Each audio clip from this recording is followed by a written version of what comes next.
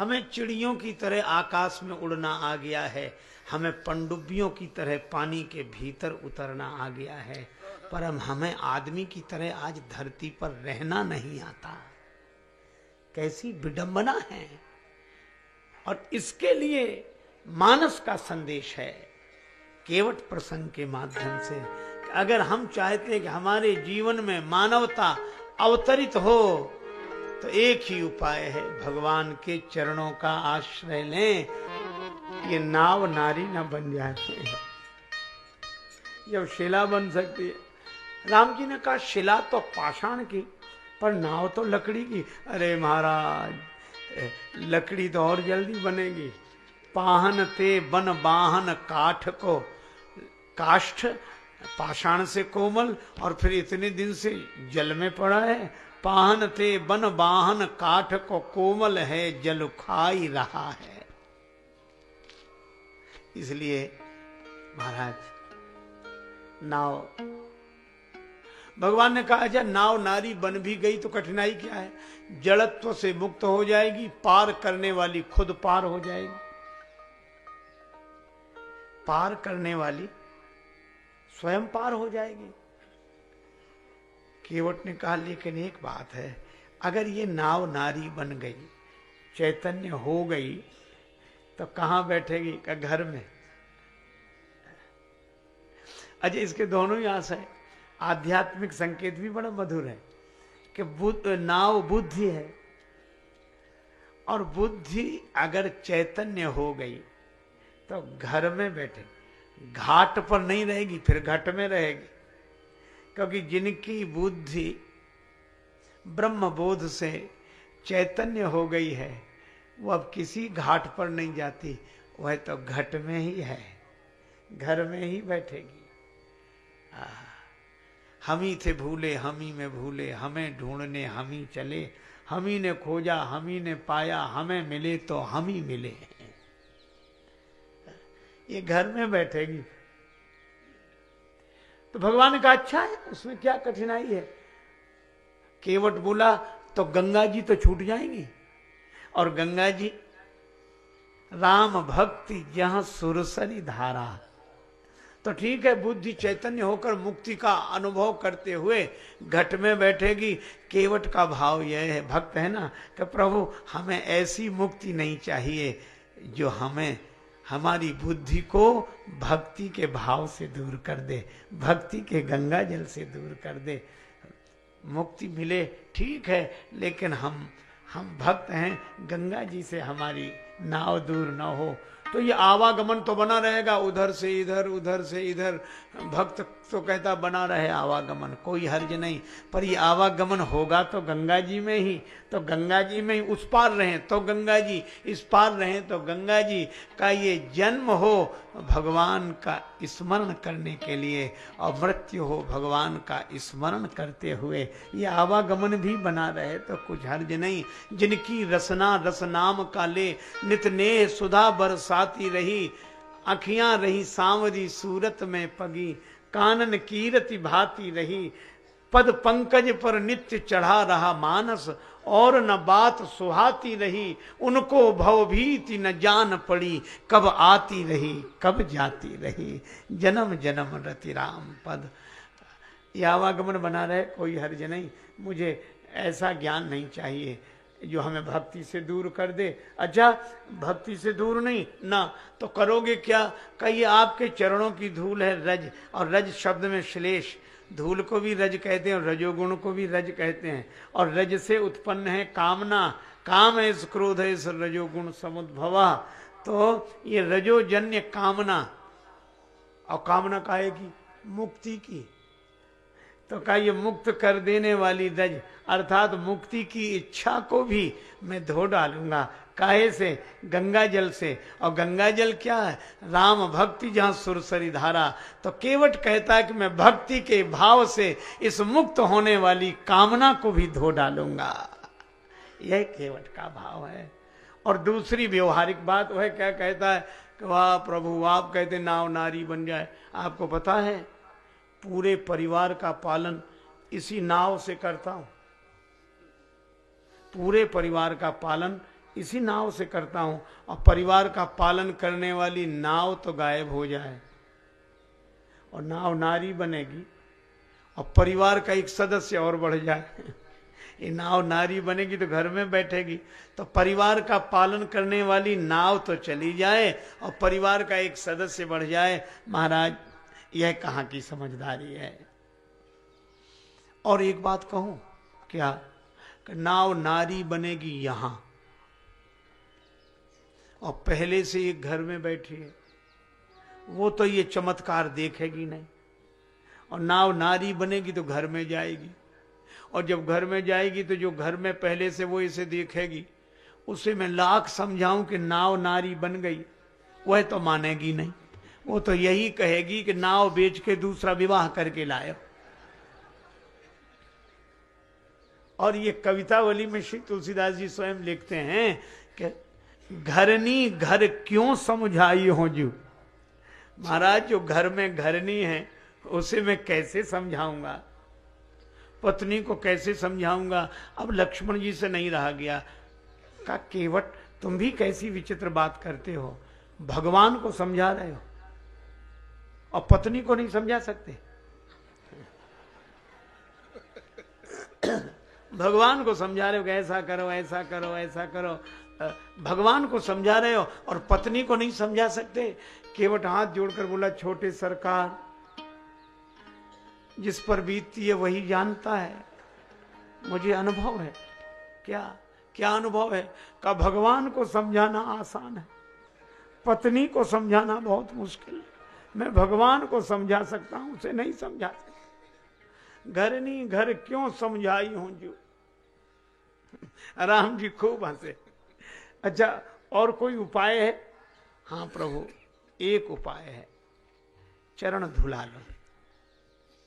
मैं कठौते में जल ले आऊं, आज्ञा दो, चरण धो लो, फिर नाव में बिठा के पार कर दूंगा। उतराई नहीं लूंगा। अच्छा, तो चरण धुलाने में क्या समस्या है? इस प्रसंग की सबसे बड़ी विचित्रता यही है कि चरण धोने की बात नहीं है, पर केवट कहता है मुझे चरण कमल धोने के लिए कहो। अच्छा, अब एक बात सोचो, कठिनाई यही है, राम जी से केवट कहता है कहोगे तो चरण धोऊंगा। अच्छा, केवट वैसे ही चरण धोने लगता तो क्या भगवान मना करते? किसी को नहीं किया। पर कठिनाई यहां चरण धोने की नहीं है, वो कहता है जब कहोगे तब धोऊंगा। समस्या है कहने की। आप ऐसे सोचो, किसी श्रद्धेय पुरुष के प्रति आपके मन में श्रद्धा हो, आप उसका चरण छुएं, वह क्यों मना करेगा? किसी श्रद्धेय पुरुष के आप चरण छुएं, ठीक है, पर ऐसा कौन व्यक्ति होगा जो अपने चरण आगे बढ़ा के कहे चलो छुओ, अपने चरण पे लाके चलो छुओ, कल्याण चाहे तो छुओ। ऐसा तो कोई वही कर सकता है जिसका शर्म से कोई संबंध ना हो। अच्छा, फिर राम जी जैसे संकोची से कैसे आशा की जाए कि वो कहें कि हमारे चरण धो। अब राम जी संकोच, बस अब सोचे कैसे कहें कि हमारे चरण धो, और केवट कहे कि जब कहोगे तभी धोऊंगा, उसके पहले धोऊंगा नहीं। अब है अटपटी बात कि नहीं? राम जी ने कहा केवट हमसे कहलाओ मत, धो लो। बहुत लोग हुए जिन्होंने हमसे बिना पूछे हमारे चरण धो लिए, तुम भी धो लो। केवट बोला सुनो महाराज, जिन्होंने आपसे बिना पूछे आपके चरण धो लिए उनकी अपनी गरज रही होगी, पर यहां गरज हमारी नहीं आपकी है। जिन्होंने आपसे बिना पूछे आपके चरण धोए उन्हें भवसागर से पार जाना होगा, पर यहां मुझे नहीं आपको पार जाना है। और अगर पार जाना हो कहो तभी धोऊंगा चरण। राम जी ने कहा अच्छा हम चरण धुला लें तो? केवट बोला हम पर कोई एहसान करोगे? चरण धुला लोगे तो आपको पार कर दूंगा। एक सुविधा दूंगा, औरों से उतराई लेता हूं, आपसे नहीं लूंगा। राम जी ने कहा हमसे क्यों नहीं लोगे? कहा इसलिए कि आपके पास देने को होगा ही क्या, सब छोड़कर तो आए हो। जब आप इतना छोड़ सकते हो तो हम उतराई नहीं छोड़ सकते। तो जो बात आप बाद में कहो तो हम पहले ही कह दे रहे हैं, चिंता मत करो, हम उतराई नहीं लेंगे। राम जी मुस्कुराए। अच्छा। तब तक केवट का बेटा खड़ा था, बोला पिताजी सुनो सुनो, ये कितने ही चरण धुला लें, इन्हें नाव में मत बिठाना। डर तो चरण से ही है। नहीं, हाथों से भी डर है। हाथों से क्या डर है? चरण तो इन्होंने शिला को छुलाए, वो नारी बन गई। केवट का बेटा बोला हाथ भी तो इन्होंने जनकपुर में धनुष को छुलाए थे तो टूट गया। अगर छुअत शिला भई नारी सुहाई, तो छुअत ही टूट पिनाक पुराना। तो हाथ छुलाने से धनुष जैसी टूट जाएगी, तो किसी भी दशा में इनको नाव में बिठा लो ही मत। लक्ष्मण जी को लगा कि बाप है सो है, बेटा और गजब। लक्ष्मण जी ने केवट से कहा केवट तू बड़ा अभागा है, भगवान घाट पर आए तो उनसे बहस कर रहा है और भगवान नाराज हो गए और लौट गए। तो केवट बोला होंगे ही नहीं नाराज, यही मरम तो मैं जानता हूं। कही तुम्हारा मरम मैं, अच्छा मरम, इधर से भी मरम उधर से भी मरम। हमारे संतों में कहते क्या, रकार रामचंद्र हैं, मकार मात जानकी। तो रकार हैं राम जी, और शुरू में भी मकार और अंत में भी मकार। ये रकार तो मकार से संफुटित है, और मकार माता जानकी कृपा का। राम जी तो कृपा से संफुटित हैं, इधर भी कृपा उधर भी कृपा। कृपा को छोड़कर ये न इधर जा सकते हैं ना उधर जा सकते हैं, कृपा जहां रखेगी वहीं रहेंगे। ये मरम मैं जान गया। कहा ये तुम्हारा मरम मैं जाना। और एक बात यह भी है, इन्हें सब कुछ आता है। लक्ष्मण जी ने कहा, केवट बोला सब कुछ आता है पर इन्हें तैरना नहीं आता। तारना तो आता है, तैरना नहीं आता। अगर तैरना आता होता तो नाव वाले के घाट पर क्यों आते? और इसलिए ये जाएंगे ही नहीं, मैं मर्म जान गया हूं। अच्छा ठीक है, तो तू ही बात कर। केवट बोला सुनो महाराज, श्री राम जी ने कहा और कोई उपाय बताओ। केवट बोला एक उपाय है। क्या? इस घाट से थोड़ी सी दूर पर गंगा जी में केवल कमर कटि पर्यंत जल है, वहां से निकल जाओ। राम जी ने कहा वह ठीक है, जगह बताओ। लक्ष्मण जी बोले जगह बताओ। केवट बोला महाराज अभी सवेरे सवेरे का समय है, यात्रियों का आना शुरू हुआ है, और मैं आपको वो जगह बताने जाऊं जहां कमर कमर तक जल है, तो सभी लोग देख लेंगे, फिर मेरी नाव में बैठेगा कौन?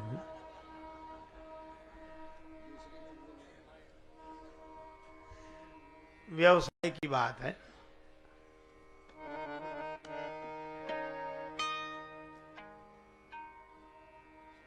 तो कुछ तो कहो। केवट ने कहा कि मैं एक ही बात कह रहा हूं, उतराई नहीं लूंगा। केवट कहता है मैं उतराई नहीं लूंगा, मोहि राम रावरी आन। राम जी आपकी सौगंध। अच्छा आगे के शब्द का अर्थ, दशरथ शपथ सांची कहूं।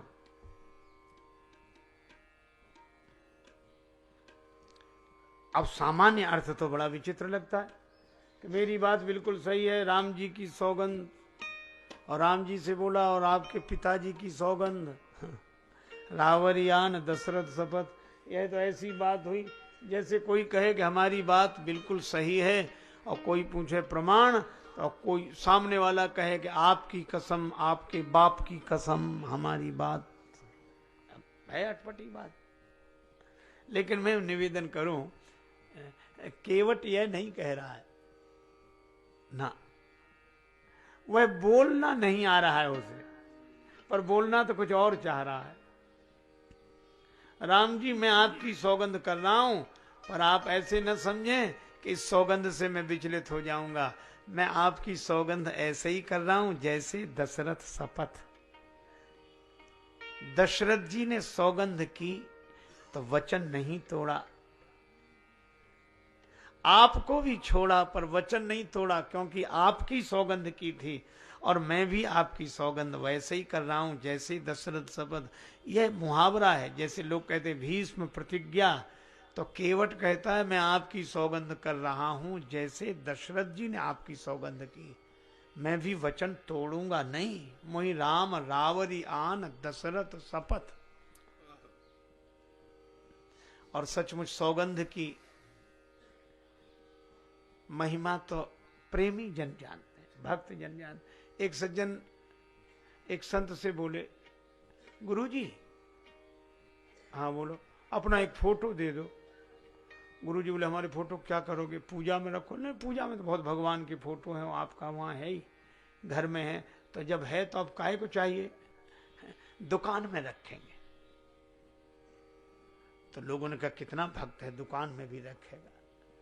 पर गुरुजी समझ गए, बोले दुकान में क्यों रखेगा, वहां दुकान चलाएगा कि पूजा करेगा, दुकान में क्यों रखें।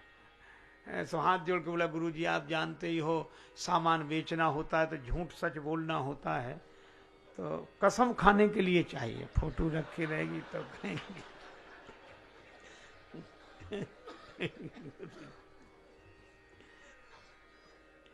अरे इस प्रसंग से प्रेरणा लेनी चाहिए।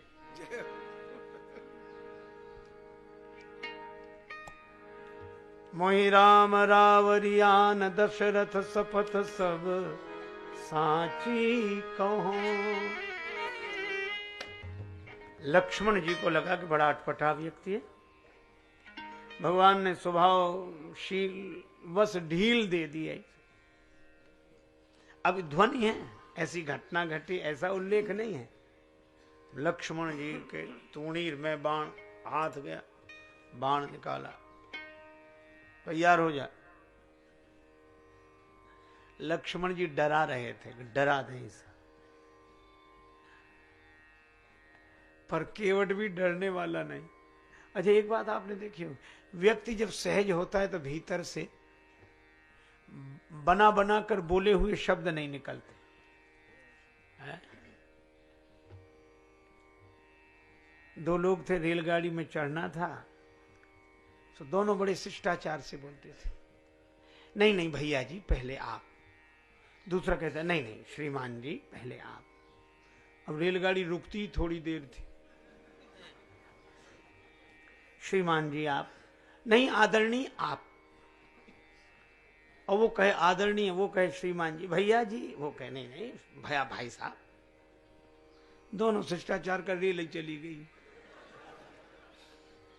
तो अब श्रीमान जी भैया जी आदरणीय तो भूल गए। अगर धत तूने नहीं चढ़ने दिया, वो धत तूने नहीं चढ़ने दिया। अब निकली सही सही भाषा। अच्छा केवट भी आप इस प्रसंग को पढ़े, इतनी देर से कह रहा है चरण कमल रज कहां सब कहां, आप प्रभु आपके चरण कमल। फिर दोबारा बोला मोहि पद पदुम पखारन कहो, पद पदुम। तीसरी बार फिर बोला पद कमल धोए। राम जी लक्ष्मण जी ने सोचा कि इतनी देर से चरण कमल पद पदुम बोल रहा है, कहना मान नहीं रहा है। तो लक्ष्मण जी ने जो बाण निकाल के धनुष पे चढ़ाया, केवट भूल गया चरण कमल पद पदुम नहीं। जैसे ही बाण देखा तो क्या बोला, बर तीर मारे लखन पे जब लगी न पाए पखारी, जब तक पांव नहीं धो लूंगा। लक्ष्मण जी बोले अब आया ठिकाने पे, बोल रहा है। पर केवट का भाव बड़ा अद्भुत है। लक्ष्मण जी का चढ़ा हुआ बाण देखा धनुष पर तो तुरंत बोला ठीक है चलाओ बाण, आज मेरे जैसा भाग्यशाली कोई नहीं। मरूंगा हाथ से किसके, जो श्री रघुवीर का प्यारा है।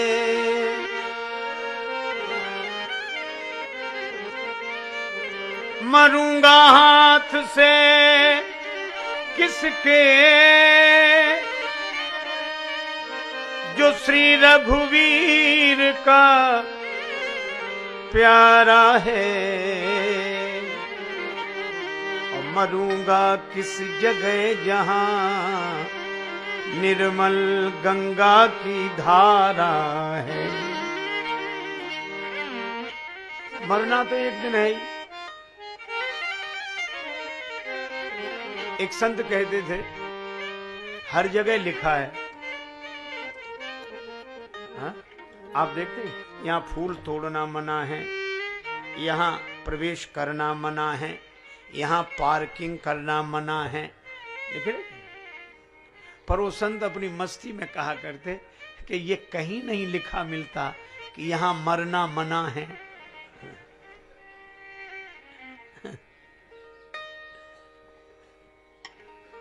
और वही संत, मुझे उनके श्री चरणों में रहने का अवसर मिला, मुस्कुराते हुए कहते थे कि 2 बार मरना नहीं है, 1 बार बचना नहीं है। बार बार बचकर भी 1 बार नहीं बचे। केवट भी कहता कि मरना तो है ही, पर आज जैसा मौका कब मिलेगा। भक्त के बाण से मरूं, मरूंगा हाथ से किसके जो श्री रघुवीर का प्यारा है। और जगह कौन सी, स्थान कौन सा, मरूंगा किस जगह जहां निर्मल गंगा की धारा है। गंगा जी के किनारे। और देख कौन रहा है, मरूंगा सामने किसके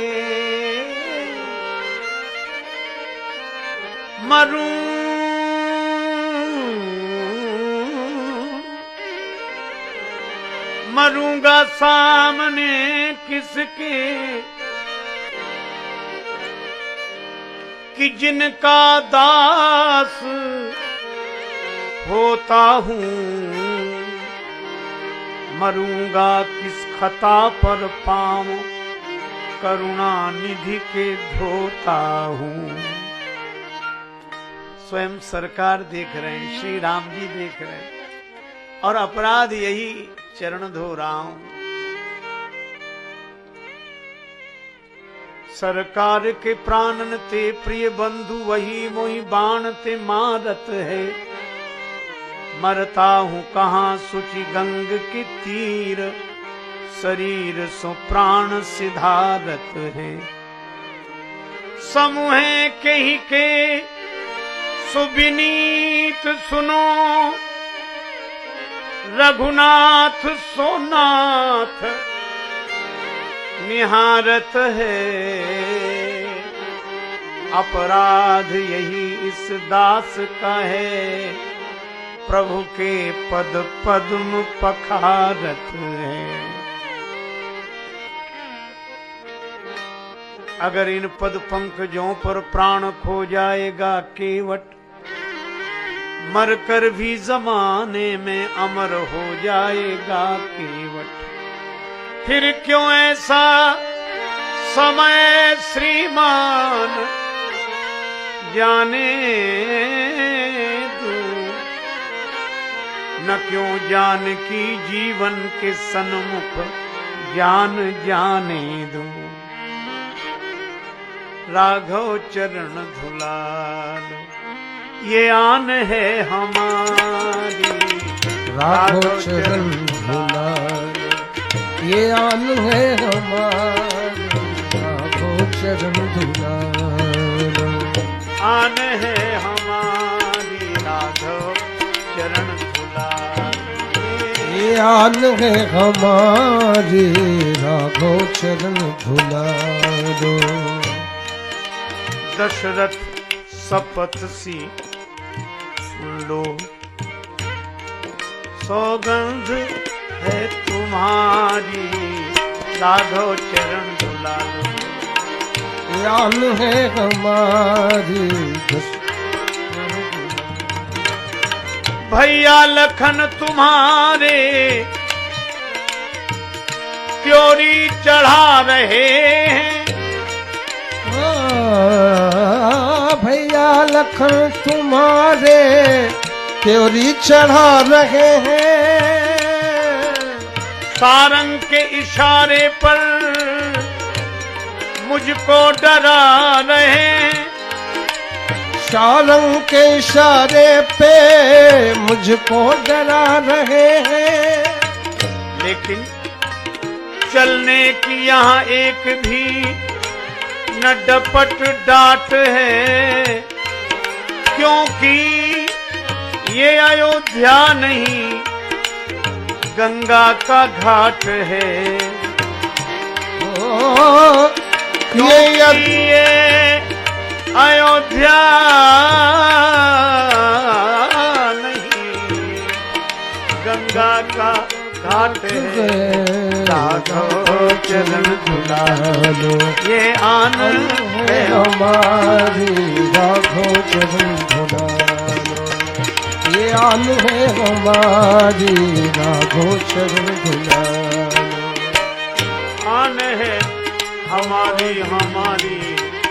राघव चरण झुला लो झुला लो। राघव चरण झुला लो झुला लो। राघव चरण झुला लो। श्री तुलसीदास जी महाराज लिखते हैं, सुनि केवट के बैन प्रेम लपेटे अटपटे। बेहसे करुणा ऐन चितय जानकी लखन तन। केवट के वचन तो अटपटे हैं पर प्रेम में लिपटे। श्री राम जी मुस्कुरा रहे हैं, प्रभु प्रसन्न हो रहे हैं। सरल है केवट, सरस है केवट,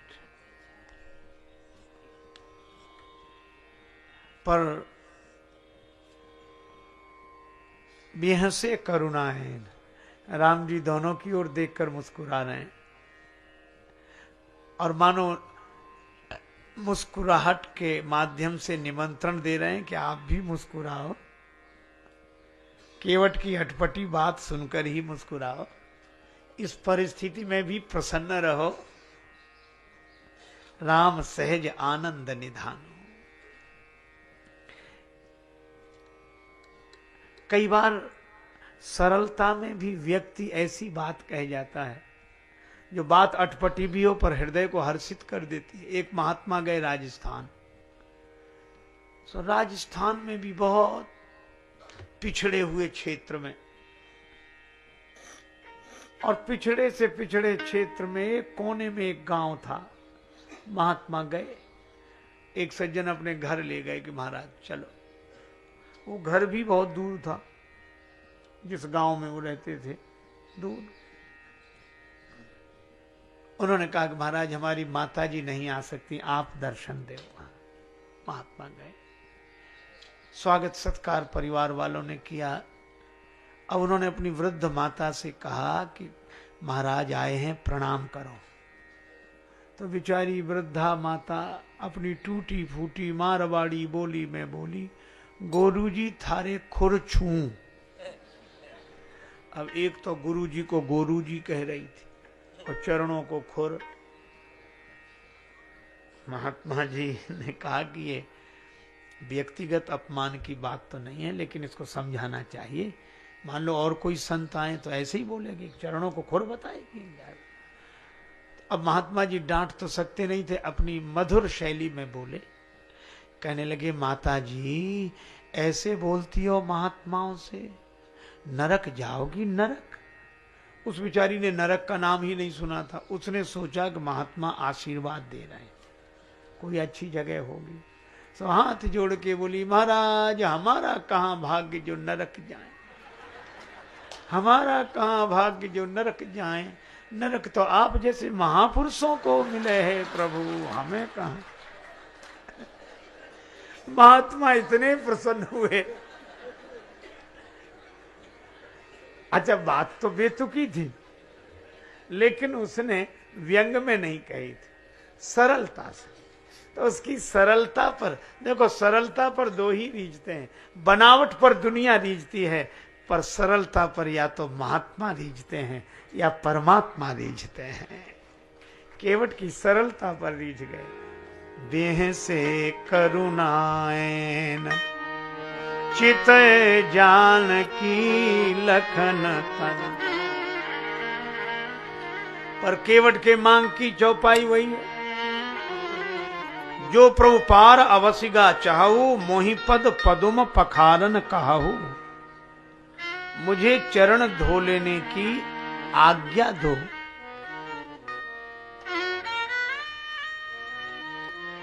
अब राम जी ने सोचा कि आज्ञा कैसे दें,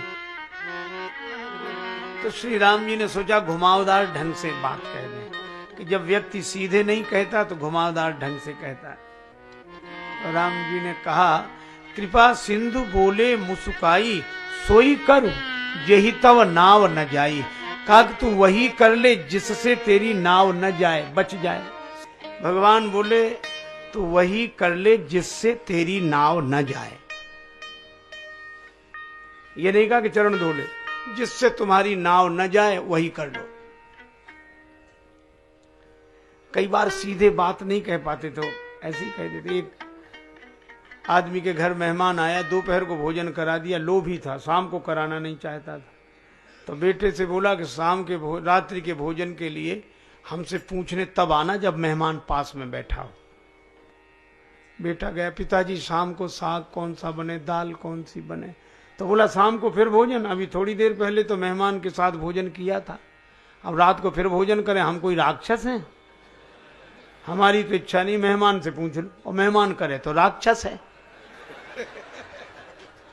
बेचारे मेहमान ने भी कहते कि नहीं कोई इच्छा नहीं।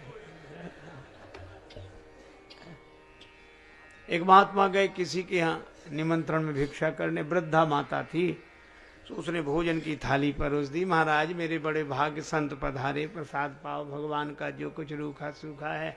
पंखा लेकर हवा करने बैठ गई, हाथ जोड़े। अब गांव की घटना, बुढ़िया अकेली थी, सब परस दिया, पापड़ परोसना भूल गई, पीछे रखे थे थाली में, और बुढ़िया उधर देखे नहीं और महात्मा जी उधर ही देखें। अच्छा, मन की आदत होती है, करोड़ों की चीज मिल जाए तो 2 कौड़ी की लगती है, 2 कौड़ी की न मिले तो करोड़ों की लगती है। अब पूरी थाली पर ध्यान न जाए, पापड़ की तरफ ध्यान जाए। अब ऐसे मांगने में संकोच लगे, सो बोले माता जी भगवान की बड़ी कृपा, जो दर्शन हो गया, नहीं तो नहीं किया महाराज। रास्ते में बड़ा लंबा सांप मिला, बहुत लंबा था। कितना? बोले यहां से वो पापड़ की थाली रखी, इतना लंबा। अरे महाराज वो तो मैं पापड़ परोसना भूल ही गई। महात्मा बोले नहीं, हम तो बता रहे थे कि पापड़ की थाली नहीं, हम तो बता रहे सांप कितना लंबा था। तो राम जी ने भी कहा, सोई करूं सोई करूं जेहि तव नाव न जाए। सोई करूं जेहि तव नाव, वही कर जिससे तेरी नाव न जाए, बच जाए। पर केवट बोला सोई करूं नहीं, साफ साफ कहो, साफ साफ कहो, साफ। हाँ, भगवान को कहना पड़ा, प्रबल प्रेम के पाले पढ़कर, प्रबल प्रेम के पाले पढ़कर, प्रभु का नियम बदल के देखा, प्रभु का नियम बदल के देखा। अपना मान टले टल जाए, अपना मान टले टल जाए, भक्त का मान न टलते देखा, भक्त का मान न टलते देखा। प्रबल प्रेम के पाले पढ़कर, प्रभु का नियम बदलते देखा। प्रबल प्रेम के पाले पढ़कर, प्रभु का नियम बदलते देखा, प्रभु का नियम बदलते देखा। भगवान भी प्रेम पराधीन हैं।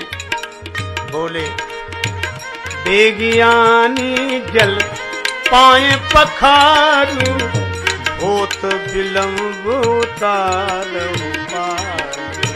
होत विलंब उतारो पारो। आज्ञा मिल गई। केवट राम रजा यस पावा, पानी कठवता भरी ले आवा। अति आनंद उमगी अनुरागा, चरण सरोज पखारन लागा।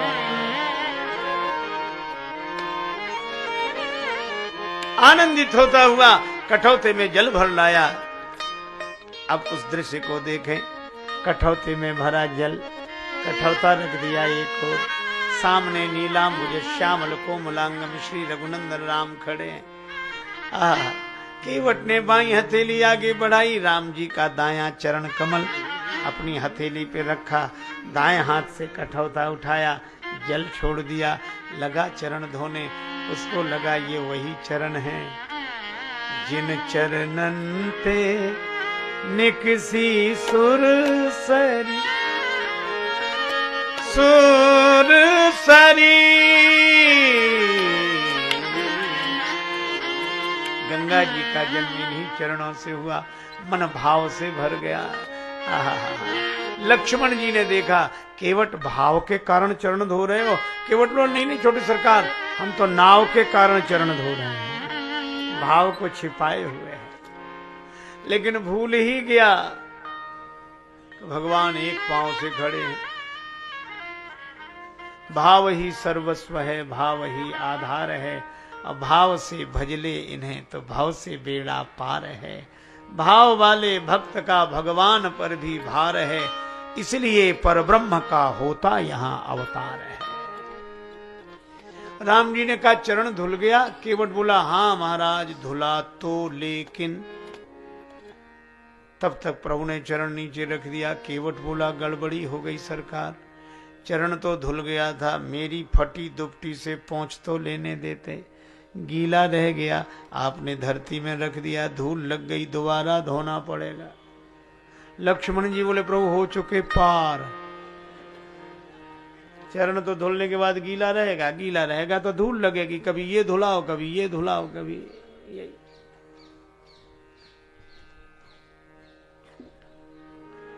राम जी ने कहा केवट हम एक पांव से खड़े हैं। केवट बोला सरकार सुनो, गौतम तीय तारन अधम उदाहरण है, प्रेम से पगों को पखारन मोह दीजिए, धोए चरण को बिनु पोंछे धरनी में धरो, लागी रज फेर भ्रम दुगुन ना कीजिए। राम जी बोले हम एक पांव से खड़े हैं सो। केवट बोला रेखन में जड़े कण केते देख देख धोऊं, आप एक पगते खड़े याते न खीजिए। आप खींचे नहीं अगर एक पांव से खड़े हैं। जिन विचारों के एक पांव होता वे भी खड़े होते, दीवाल का, वृक्ष का, लकड़ी का सहारा लेकर। राम जी बोले तो हम किसका सहारा लें? केवट बोला चाहो अवलंब तो विनीत जू विलंब बिनु, नाथ मेरे माथ पे सो हाथ धर लीजिए। आप मेरे माथे पे हाथ रख लो। राम जी मुस्कुराए कि अब तक तो भक्त यह कहते थे कि प्रभु मेरे सिर पर आप हाथ रख दोगे तो मुझे सहारा मिल जाएगा, पर केवट कहता मुझे नहीं, अगर तुम्हें सहारा चाहिए तो मेरे माथे पे हाथ रखो। कबहू सो कर सरोज रघुनायक,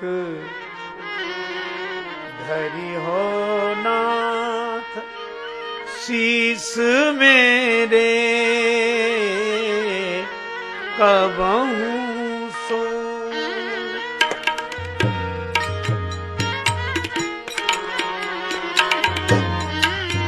हो नाथ शीस मेरे, कबहू सो।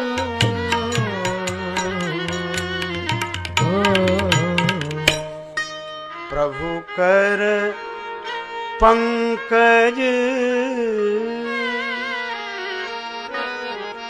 भगवान का कर कमल केवट के माथे पर है।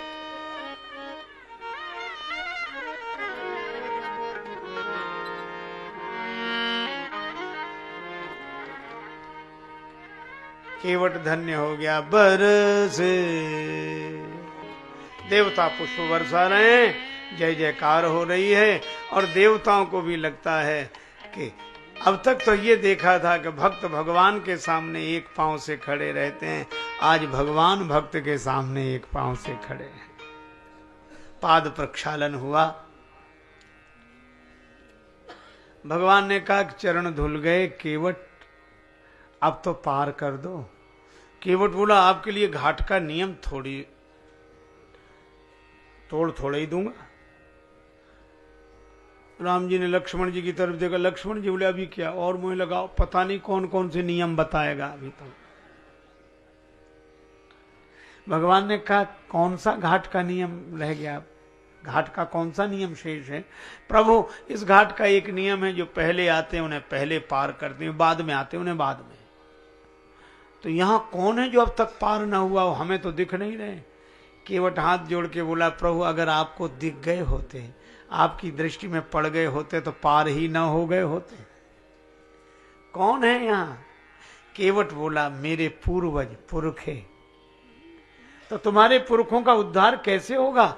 का जैसे महाराज भागीरथ के पूर्वजों का हुआ। महाराज भागीरथ के पूर्वजों के उद्धार के लिए गंगा जी ब्रह्मा जी के कमंडल में प्रकट हुई थी, और आज केवट के पूर्वजों के उद्धार के लिए गंगा जी केवट के कठौते में प्रकट हुई हैं। प्रभु के चरण धोए हैं। पद पखारी जलपान करी आप सहित परिवार,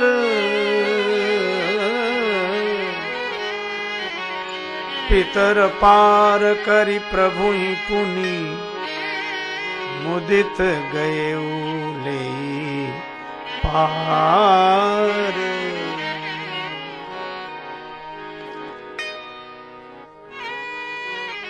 आनंदित हुआ। बिनु कीन गया पुरखा तरीगे। अब प्रभु को नाव में बिठाया।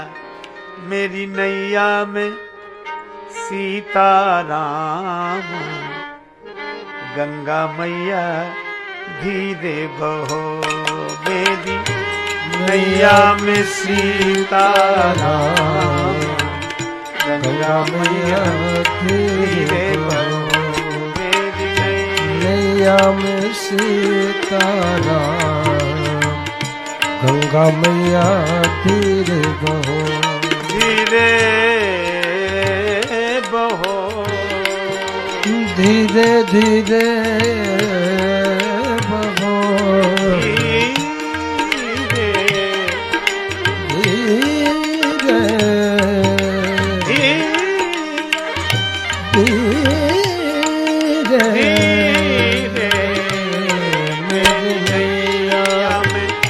लक्ष्मण राम, गंगा मैया धीरे बहो। भागीरथ की गंगा केवट की नैया। भागीरथ की गंगा केवट की नैया। राजा दशरथ के लक्ष्मण राम, राजा दशरथ के लक्ष्मण राम। लक्ष्मण राम राम, गंगा मैया धीरे बहो। नैया में लक्ष्मण राम, गंगा मैया धीरे बहो। लक्ष्मण राम, गंगा मैया धीरे बहो।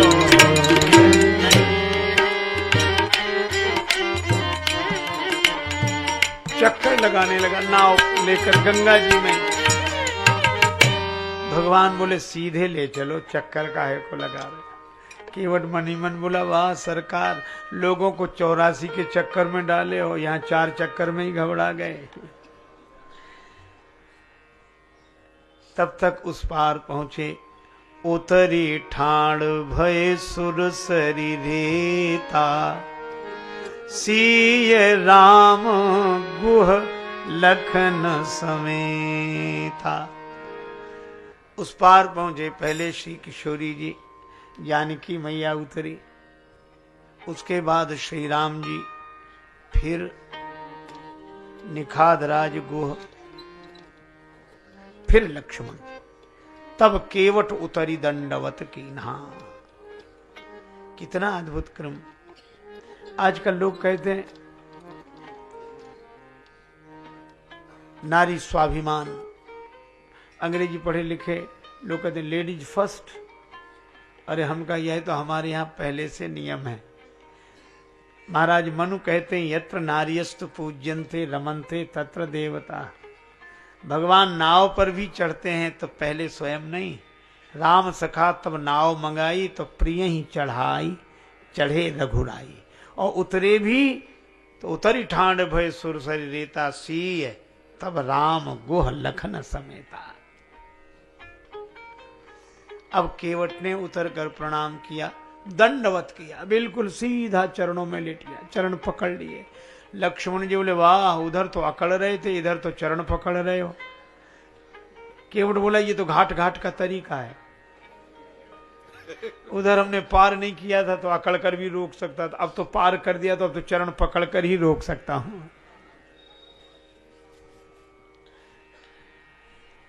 लेकिन राम जी को लगा कि इसे कुछ दिया नहीं। यह श्री राम ही सोच सकते। उनको सब कुछ देने के बाद भी लगता कुछ नहीं दिया, और हम लोगों को कुछ न दे तो लगता क्या नहीं दिया। राम जी ने सोचा कुछ दिया। लक्ष्मण जी बोले, क्या सोच रहे हैं? राम जी बोले, इसको कुछ नहीं दिया, बेचारा दिन भर से लगा है।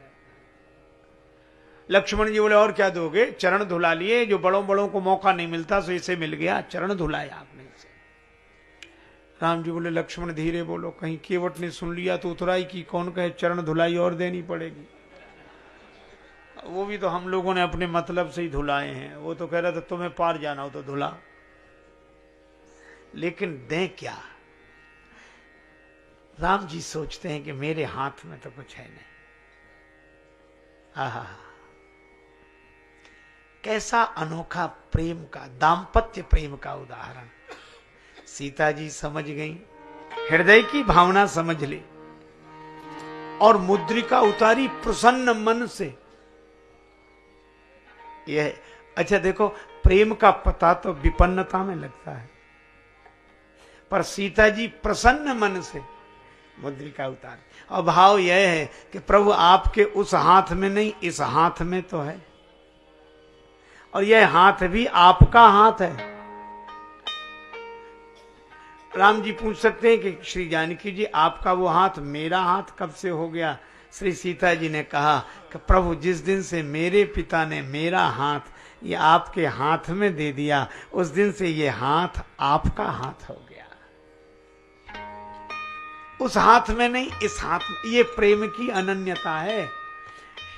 श्रीधाम वृंदावन में ही एक प्रेम बिहवला गोपी दूसरी गोपी से बोली, अपने नेत्रों पे ऐसे हाथ रखे और दूसरी गोपी से कहे, अरे गोपी बहन देखना, श्री कृष्ण के नेत्र कितने सुंदर हैं। उंगलियां रखे अपने नेत्रों पर और कहे, श्री कृष्ण के नेत्र कितने सुंदर हैं। उसने कहा कि बावली हो गई, ये तेरे नेत्र हैं। गोपी बोली, मेरे थे, अब मेरे रहे ही नहीं। कब से नहीं रहे? कहा, जब से श्री कृष्ण को देखा तो देखत ही उन ओर वे आन बसे इन माही, देखत ही उन ओर वे आन बसे इन माही, अब ये नैना श्याम के सखी हमारे नाहीं। अब श्री कृष्ण के हैं ये नेत्र, वो बस गए हैं। श्री जानकी जी कहती हैं, मेरे पिता ने मेरा हाथ आपके हाथ में दिया, उस दिन से यह हाथ आपका हाथ हो गया। यह है दाम्पत्य प्रेम। आज की परिस्थिति होती तो बेचारे पति को ही कहना पड़ता कि हमारे पास तो नहीं है, तुम दे दो, इसे मजदूरी दे। संभावना इसकी अधिक थी कि पत्नी कह देती तो मुदित मन से तो कभी नहीं, बुरे मन ले जा, आग लगा दो, अपना तो सब बर्बाद कर ही लिया, ये और बचा, इसे भी ले जाओ, मिटा दो।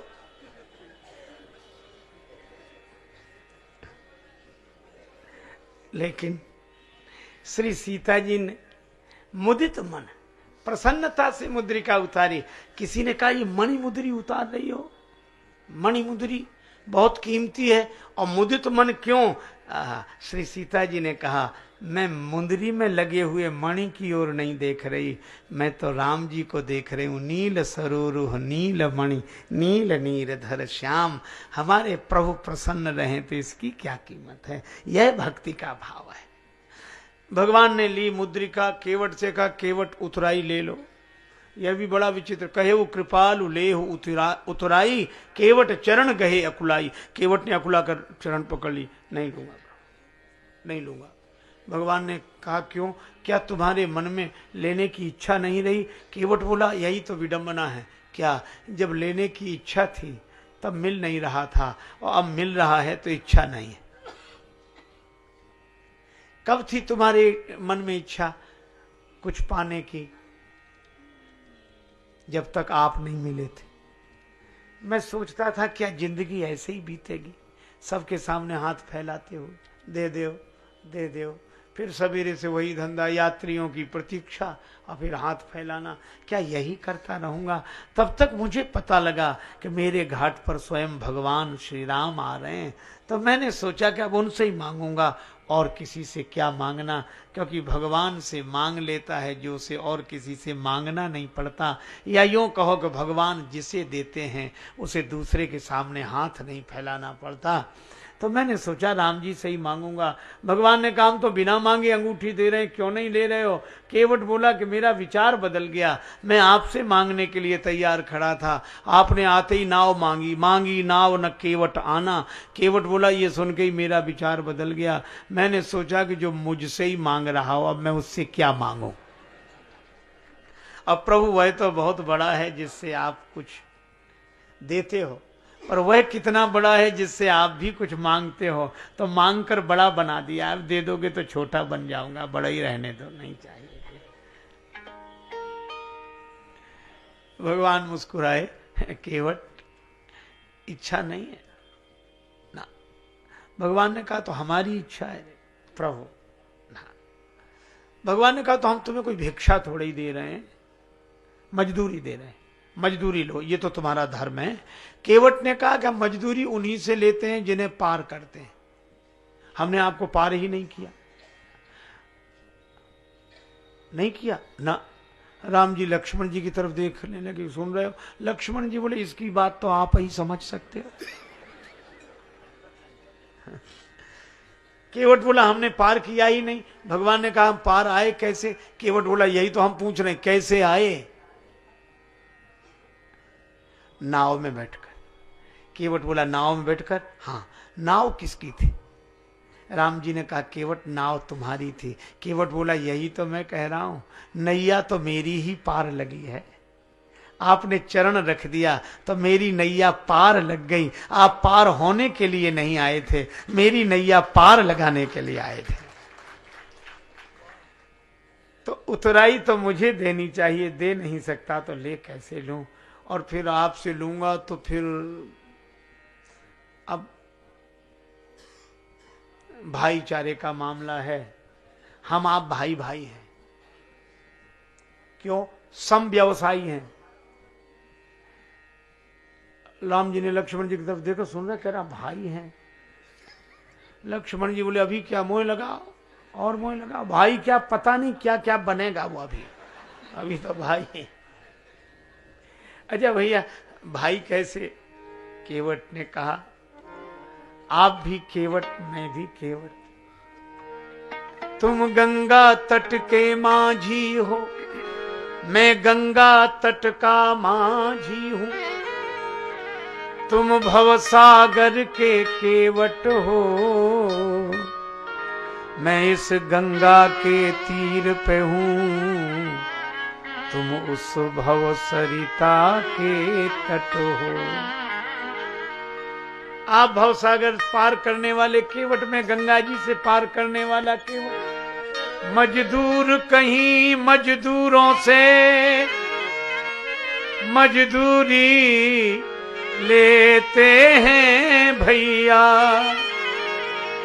मल्लाह कहीं मल्लाहों से मल्लाही लेते हैं भैया। भगवान ने कहा हम किसी का ऋण नहीं रखते। केवट बोला हमारा रख लो। ऋण रखने से क्या लाभ, चुकाने दोबारा तो आओगे। राम जी ने कहा मान लो बेईमान निकल गए, चुकाने ना आए तो। केवट बोला तो हम वसूल करने आ जाएंगे। अपने को ऋणी, अपने को ऋणी समझते हो तो ऋण तुम वही, तो ऋण तुम वही,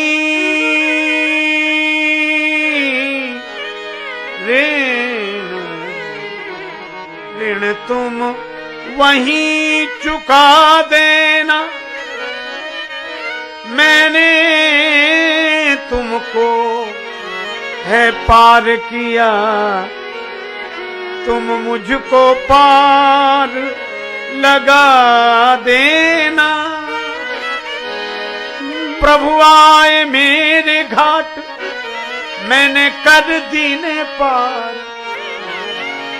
आऊं जब तुम्हारे घाट, पार मोई उतारियो, पार मोई उतारियो। भज मन राम चरण सुखदाई, भज मन राम चरण सुखदाई, राम चरण सुखदाई, मन राम चरण सुखदाई। इस प्रसंग की दो बातें और, केवल दो। बहुत कीन प्रभु, नहीं ले रहा है केवल। लक्ष्मण जी ने कहा कि मैं कहूं, भगवान बोले कहो। लक्ष्मण जी ने कहा ले लो। केवट बोला मैं वचन दे चुका था, ना नाथ उतराई चहो। लक्ष्मण जी ने कहा हद हो गई, भगवान को भी वचन का प्रवचन दिए जा रहा है, ले ले। केवट बोला क्षमा करें लक्ष्मण जी, मेरा वचन बाण की तरह नहीं है, आपके बाण की तरह नहीं, जो चढ़ तो जाता है बिना चले उतर जाता है। लक्ष्मण जी बोले ये वचन कौन सा बाण से कम है प्रभु, आप ही बात कर। बहुत कीन प्रभु लखन सिय। श्री सीता जी ने कहा कि प्रभु हमारी ओर से कह दीजिए उतराई ले ले। अब केवट की आंखों में आंसू आ गए। प्रभु दोबारा मत कहना। क्यों, मैं आपसे तो उतराई ले लेता, पर आप कह रहे हैं श्री सीता जी की अंगूठी उनकी ओर से उतराई ले लूं, नहीं लूंगा। क्यों, मैंने आपको नाव में बाद में बिठाया है, पहले आपके चरण धोए हैं, और मुझसे पहले भी तो आपके किसी ने चरण धोए थे। किसने? महाराज जनक ने आपके चरण धोकर अपनी बेटी जानकी आपको अर्पित कर दी, तो मैं कैसा चरण धोने वाला जो उसी बेटी की अंगूठी उतराई में ले लूं। अगर मैं दे नहीं सकता तो ले कैसे लूं। सीता माता के आंखों में आंसू आ गए। उन्हें गंगा जी किनारे अपनी मिथिला याद आ गई, और केवट कह रहा था हे नाथ मुझे आज क्या नहीं मिल गया। 3 चीजें मिट गई, दोष दुख दारिद्र मिटे। दोष दुख दारिद्र दावा। दोष कौन सा मिटा?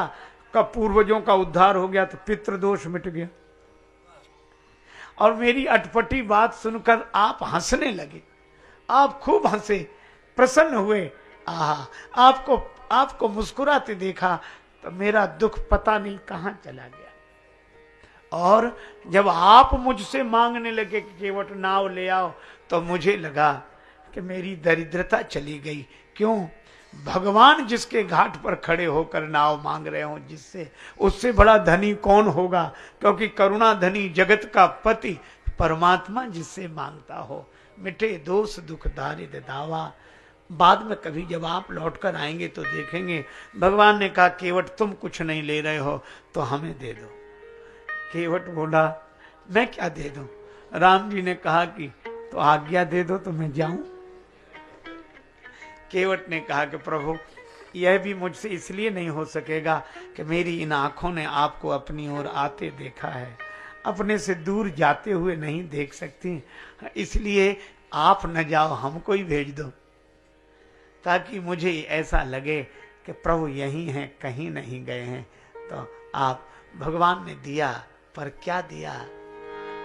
श्री बिंदु जी महाराज ने लिखा है इश्क एक तरफा में यूं मशरूर हो जाऊंगा मैं, और श्याम तुम होगे क्षमा काफूर हो जाऊंगा मैं। और मैं अगर मांगू जो तुमसे तो मुझको तुम देना न कुछ, वरना फिर प्रेमी नहीं मजदूर हो जाऊंगा मैं अगर देखूं तो देखूं, तुम ना मुझको देखना, तुमने अगर देखा तो फिर मशहूर हो जाऊंगा मैं। और मैं अगर चाहूं तो चाहूं, तुम ना मुझको चाहना, तुमने अगर चाहा तो फिर मगरूर हो जाऊंगा मैं। और मैं अगर तड़पूं तो दृग से बिंदु टपकाना न तुम, वरना आंखों से तुम्हारे दूर हो जाऊंगा मैं। कुछ नहीं चाहिए, और जब कोई कुछ नहीं चाहता उसे सब कुछ मिल जाता है। बहुत कीन प्रभु लखन सिय, नहीं कछु केवट ले, विदा कीन करुणा यतन, भगति विमल बरदे, भगति विमल बरदे। भगवान की कथा मन को निर्मल बनाती है, इसीलिए तुलसीदास जी कहते हैं लीला सगुन जो कहाँ बखाने, लीला सगुन जो कहूँ बखाने, सोई स्वच्छता करई मलहानी, लीला सगुन जो कहाँ बखानी, कहाँ बखानी, कहाँ बखानी। लीला सगुन जो कहूँ बखाने, लीला सगुन जो कहूँ बखाने।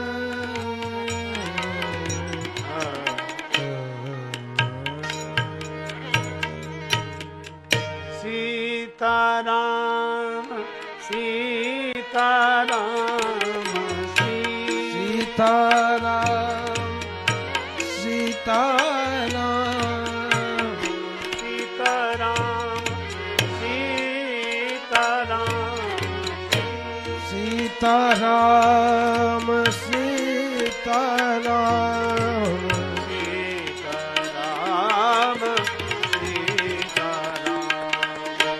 सीताराम सीताराम सीताराम सीताराम सीताराम सीताराम सीताराम